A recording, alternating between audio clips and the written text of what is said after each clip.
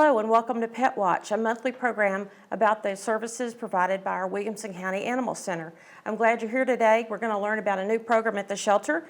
My name is Debbie Sims and I'll be your host. And my guest is Cindy Evans. Hey, Cindy. Hi. Cindy is one of our key volunteers at the shelter, and I'll ask her the first question I ask all our guests is, how many animals do you have at home right now? Tell us about them. Well, we have 2 dogs and we have 1 gerbil.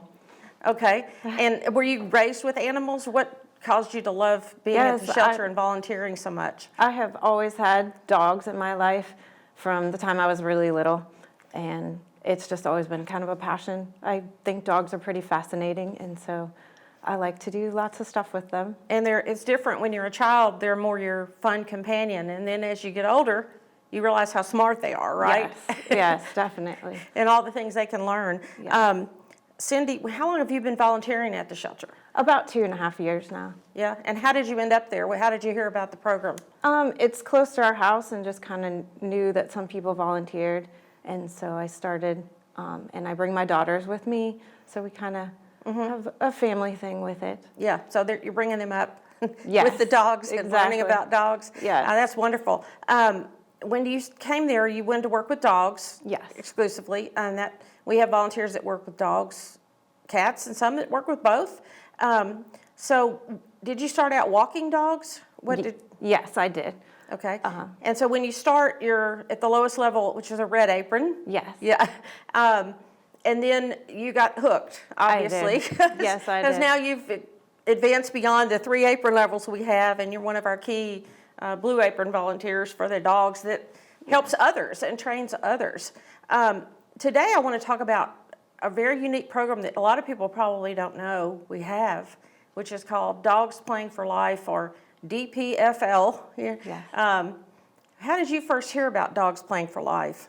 Through the shelter, they sent out a email saying that the program was going to come and teach our staff and volunteers how to do that program. And I watched their video, and it pulled me in. I really wanted to be a part of the program and see how it worked. What is the essence of it, Playing for Life? What does that mean? It's to help the dogs in the shelter life. Shelter life isn't a very good life for the dogs to be living, and it's an enrichment, and it helps us with assessments to just know more about the dogs themselves. And it's one of the few times in the day that the dogs get to play with each other. Yes. Yeah. So this is a trend in the sheltering industry that was started by a woman after 20 years in the shelter rescue business. She realized the dogs weren't getting to act like dogs if they were in a kennel all day, right? Yes. And you've seen kennel behavior. What are some of the problems with dogs that are in kennels and don't get any playtime? Well, they're nervous because it's a different situation. Some of them can become aggressive just because they have barriers in between. They smell the dogs next to them, but they don't get to see the dogs. Yeah. Because we really never, before this program, got dogs together that often. They're kept apart just so that we can make sure that we don't have any issues between dogs. So it's not wise to just take 5 or 6 dogs at a high tension level and put them in a play yard and see what happens. That's not what DPFL is. Right. It's very structured. It is. And I've seen you at the shelter. We run groups twice a day, and you're usually there for which one? The midday one? For the midday, Okay. yes. So the DPFL program is to give a dog a chance to be in a play group. And I know moms out there and dads out there said, oh, we need to get our kid in a play group. So they have some interaction and improves all their social skills and how they get along with others. It's not that different for the dogs, is it? Right.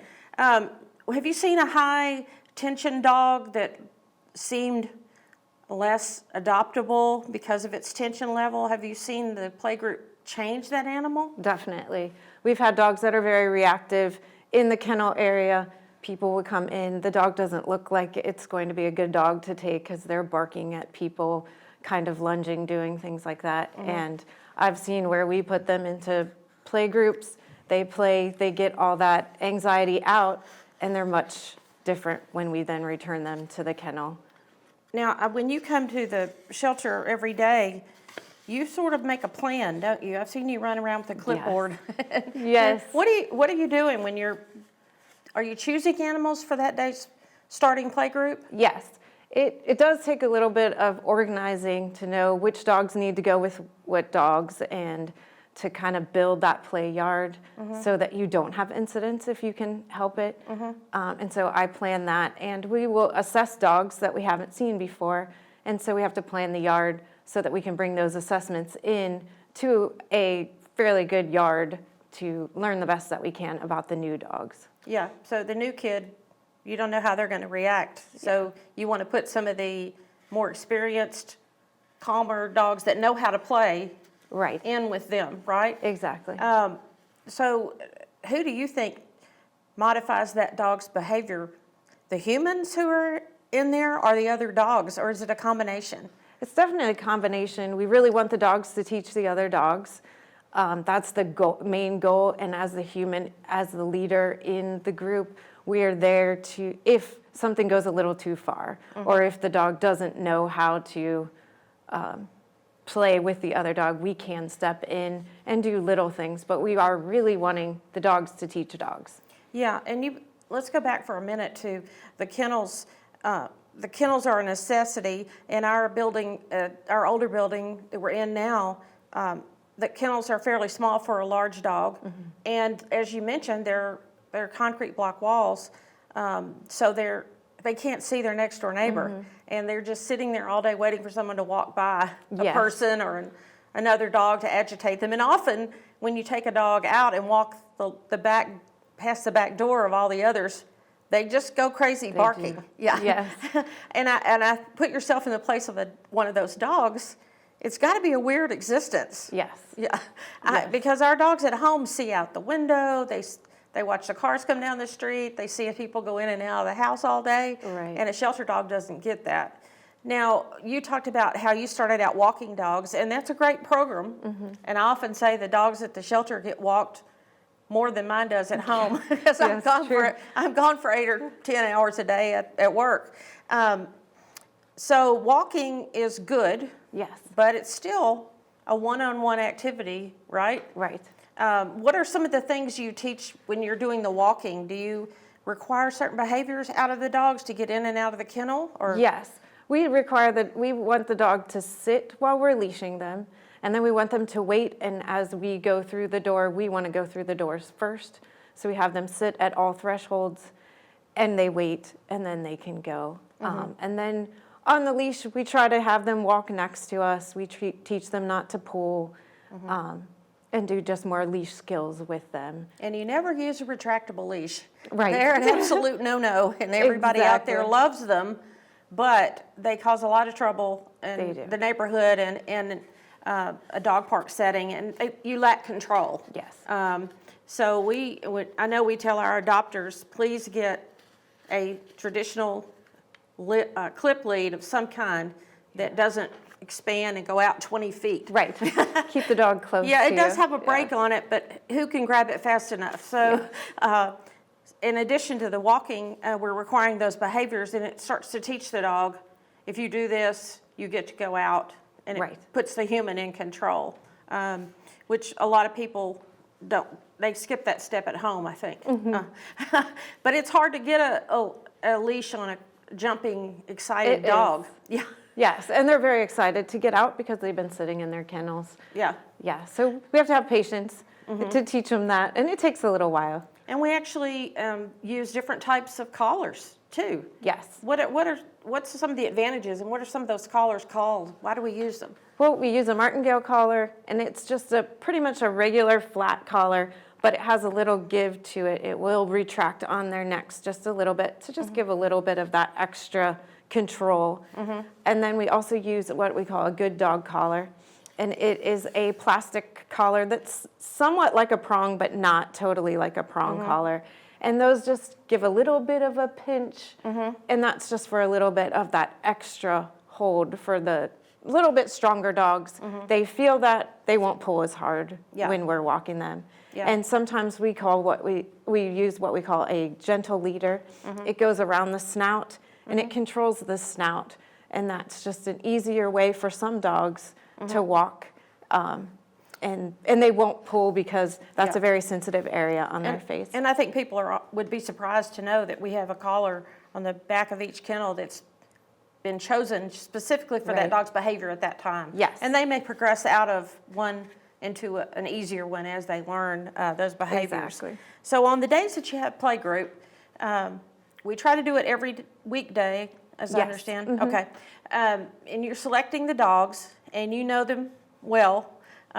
Who's going to start play group and who's a good moderator for that, Right. good dog moderator. And then you have people involved too, and they bring you dogs out to the play area. Yes. And then you take some out, put the new one in.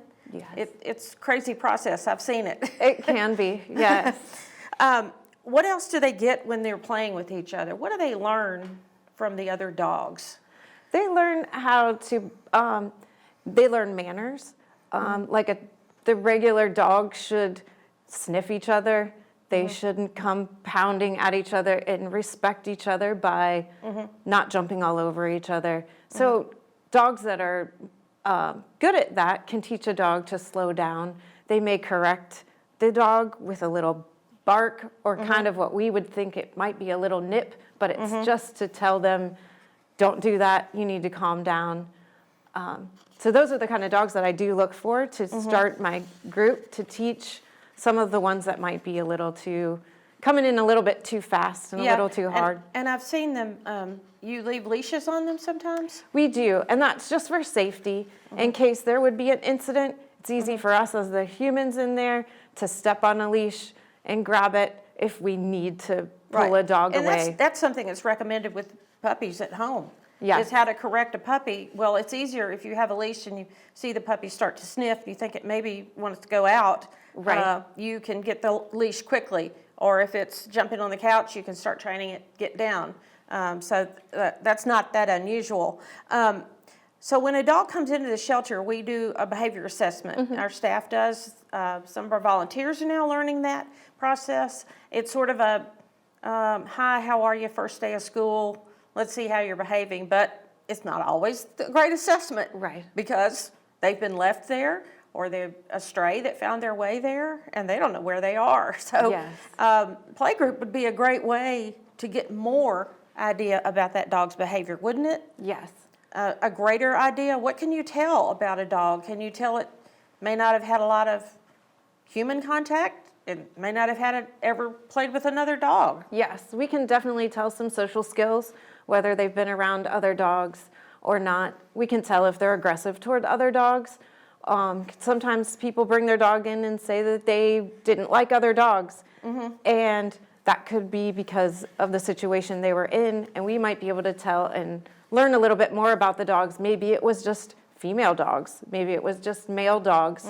Maybe the situation was just totally different, and it's going to depend upon a dog. Yeah, and it's important because when the dog gets adopted, that's our ultimate goal, is to know as much about a dog as we can to prepare the new owner and to prepare the dog for Yes. life in the home, because you're going to encounter children, you're going to encounter other dogs, barking dogs, dogs at the dog park. Maybe they have a dog at home. Right. And we offer a meet and greet for people that have a dog at home already that want to adopt a new one. And that's not unlike playgroup. It's Right. like, hey, let's get to know each other. There's some circling and playing. And I was interested in my reading about swimming pools Yes. are recommended. And why is that? That is for, so we don't have resource guarding when they drink out of water bowls. Some dogs can decide that that's their water bowl. So we use a bigger pool, and that way we don't have a resource guarding issue. Okay. And of course, in the heat, the dogs like to use it to get in and Oh, cool yeah, off they- sometimes. But there's no fighting over the water bowl. It's not, Or pushing. no. And that can be a problem with food, Definitely. food and water. So I Definitely. thought that was an interesting concept, was stick one of those little plastic baby pools out there. And we have them anyway in the summer to keep our dogs Yes. cool. So you can see that the play group sometimes decreases their stress level. Have you noticed when they go back inside that they're Yes. different? Yes, definitely. They're quiet, they're taking a nap.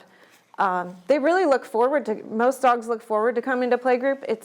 It's really a good time for them. They get very excited, and then they do wear out, and they are ready to go back in there and relax. if I had to put it in a nutshell, you know, the best thing about this program is sometimes now we can answer that question that everybody asks.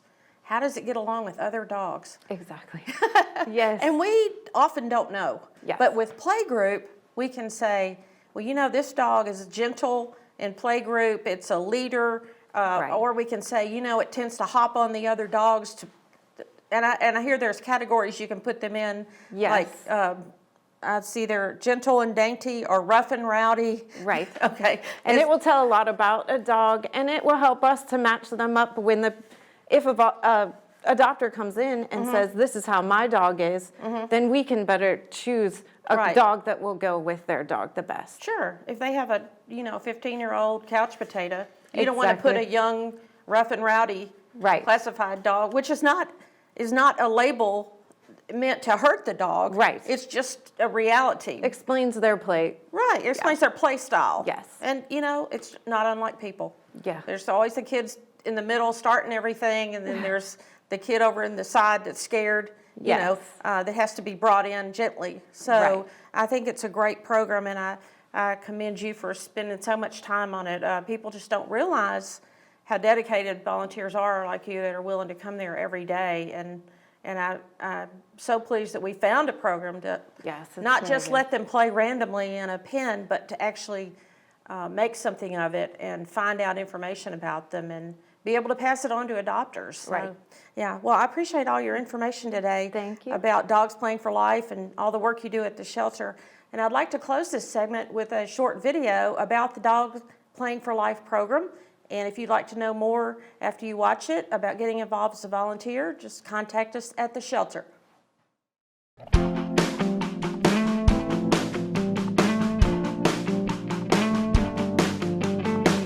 My name is Amy Sadler. I'm the founder and CEO of Dogs Playing for Life. I've been an animal trainer since I was 19. That first introduction to a shelter and trying to implement a training program was back in 1998. Fast forward to now, and a little bit over 200 shelters later, have had the fortune of putting together a phenomenal team. Every dog, every day, in every shelter across the United States. We want them getting out of their enclosures and to be happily enriched.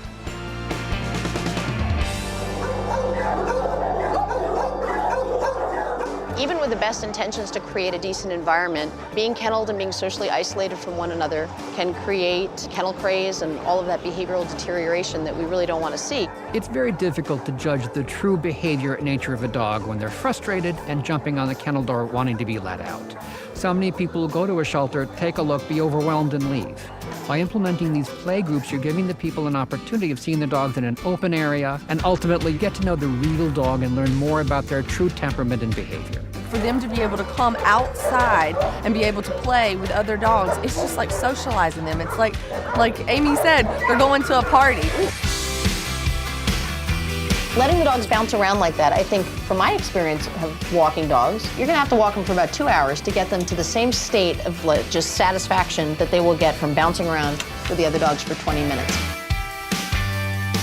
Amy here with her team go to shelters around the country, and they're teaching our staff here how to socialize the dogs and allow them to play. So they're imparting knowledge that they will leave behind that will benefit us for years to come. So this is really amazing. Honestly, I can say that in the kennel, they've all calmed down a lot since they've been able to come out and play. I think it definitely increases their adaptability. It's really a win-win for everybody. We're getting to a new age of sheltering. We're not going to have to be killing as many animals anymore. We're going to be saving these animals, and let's make sure that we're maintaining them behaviorally and emotionally. Dogs Playing for Life is a game changer. I see a lot more happier dogs that stay here less amount of time. Dogs are happier. So we're inspired by that, and that we can continue to give them the best quality of life while they live with us. I really want this to become not so surprising to people. I want people to think, of course, we clean them, we feed them, and they go to playgroups every day. And this is the norm. Should be the standard. I think it's rock and roll, and I think it's going to move forward. We hope one day we kind of work ourselves out of a job.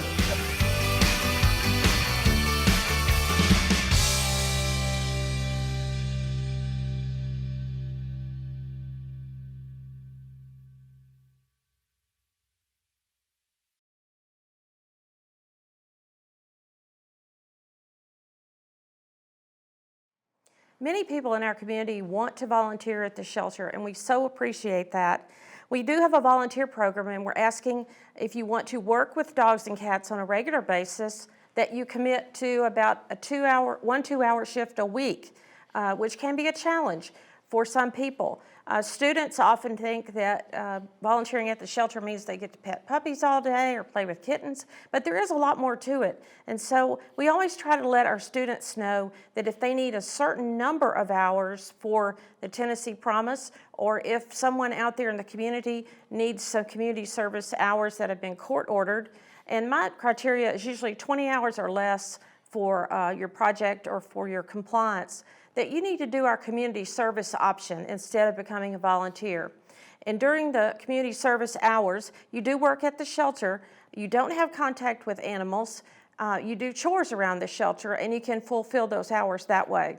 But if you do have the time and the commitment to become a volunteer, you can go to our website, adoptwcac.org, and go to the volunteer training page, send in your application, and you'll receive an email there on the screen, a response that will direct you on how to schedule your training session.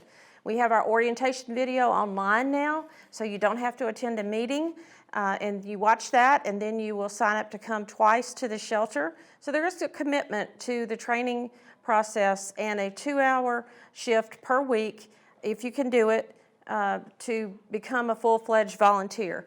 You do need to be 14 years old to work with cats and 16 to work with dogs.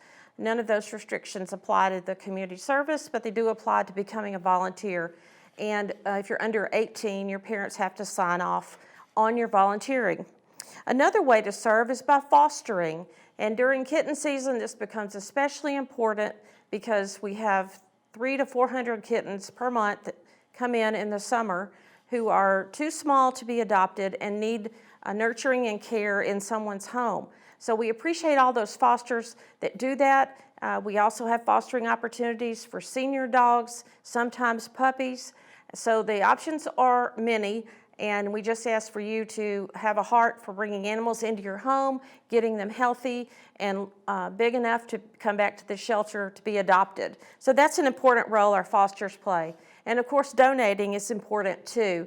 And all the programs we have at the shelter take money to support them.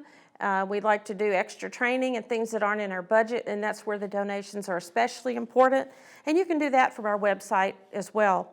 I hope you follow us on Facebook. One of the best ways to find out what animals we have up for adoption is to go to our Facebook page, or you can go to our website and follow on Pet Finder. Often people ask me, what dogs do you have right now? And I say, go to Pet Finder and look, because it changes every day. And I hope the right dog or cat comes along for you if you're looking for a new companion. I hope to see you soon at the Williamson County Animal Center, and thank you for watching Pet Watch.